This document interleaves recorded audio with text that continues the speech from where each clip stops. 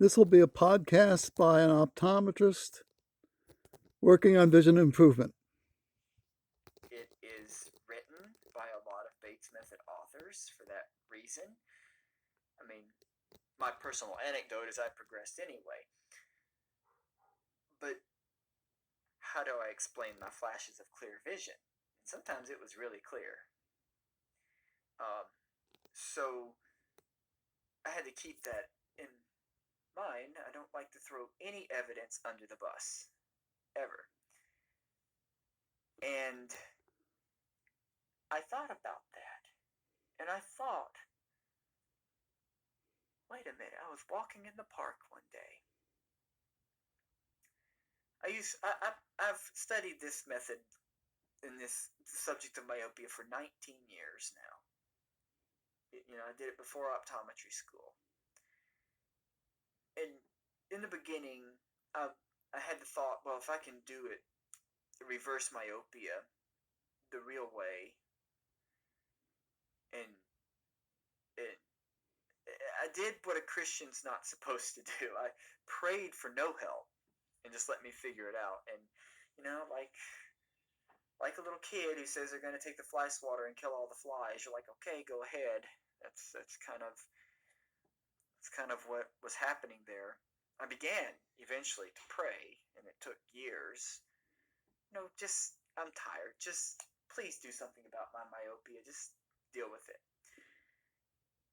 And of course, nothing.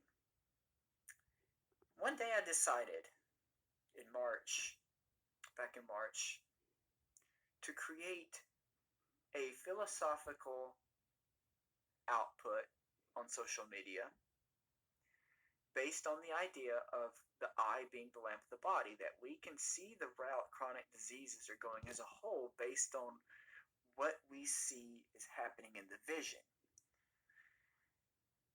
And that's what everything was going to be about. And it was going to be about the physiological stress mechanisms that we can see in vision and the adaptative response. And I thought I was going to go that route. And I'm still going to go that route. But why is it a coincidence that the weekend, made it on Friday, my logo, set up my website, lampsite.org. It's additional content coming soon. My daughter's birthday. Took her to the park, and I'm walking around the trees. I take my glasses off. Actually, I try to keep my glasses off when I'm outside because I want the benefit of the full spectrum a lot of times. But I was thinking about this training that we did, and I thought about, how do we make this type of therapy? Like, if Bates' method is such a pain, and it was at times, maybe it's because they're training it wrong. Maybe he was right on some things. I'm sure I know there's some things I can point out specifically that I don't agree with him on. I'm not saying he's right on everything. I mean, he's got to be right about something because of these flashes of clear vision I was having. But I was thinking, what if we're just training it wrong?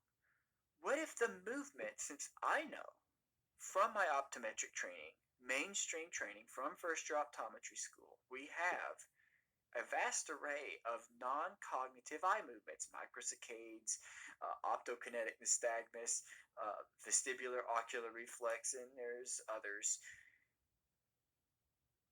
What if I fixate in such a way as to magnify those type of eye movements?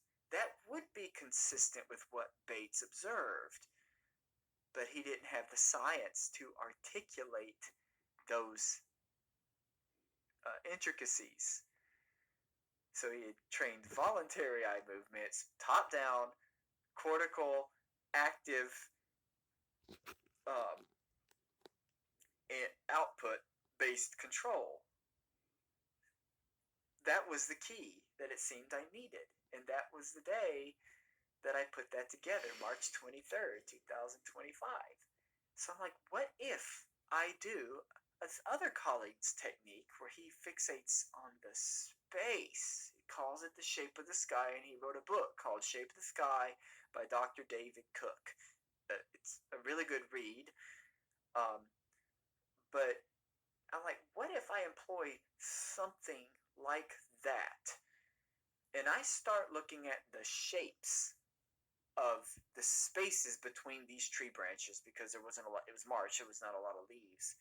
And I just started looking at the shape of the space and searching for the space. That way I'm no longer preoccupied mentally with those contours and details. And those contours and details are now, I'm going to use that to elicit optokinetic nystagmus, aka visual motion, is what was my goal.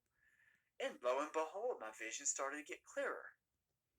And it didn't stay that way, because then I'd get excited and look at the contour again, and they'd go away.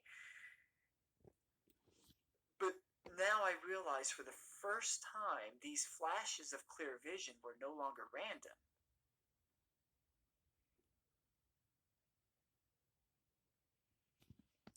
Bates was the first one to start prevention. He realized the limit was probably 2060. He had the kids looking at a Snellen, and partial success. So I thank Dr. Johnson for this. We have our own way of working ourselves to scientific truth. And I certainly prayed for scientific truth. It's natural. You're upset. You think there's a solution. So that's how I support Johnson and Rupa Wong, because they help their children with prevention while they still have 20/20. And then you tell me prevention at 20/20 is not medicine. And you're right, it's not medicine. It's scientific common sense started before you start wearing a minus lens.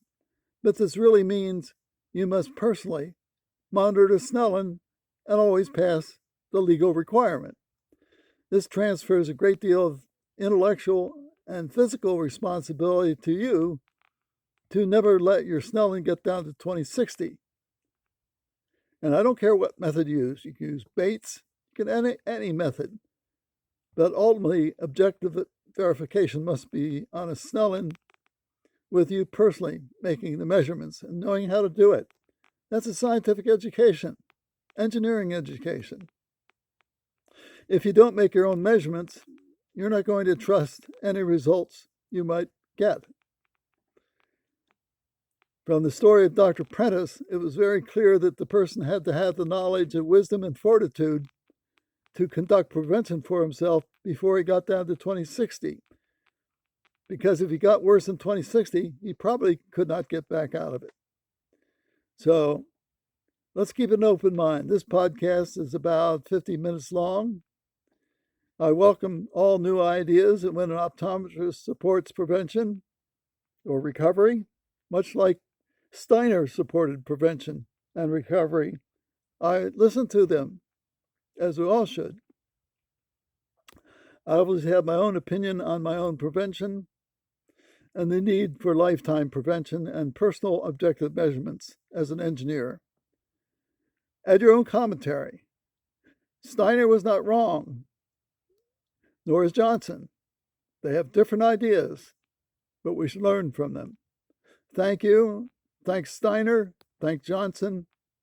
And thanks, Rupa Wong. Add your own commentary. Who is going to be the leader in this effort for lifetime prevention? Thank you.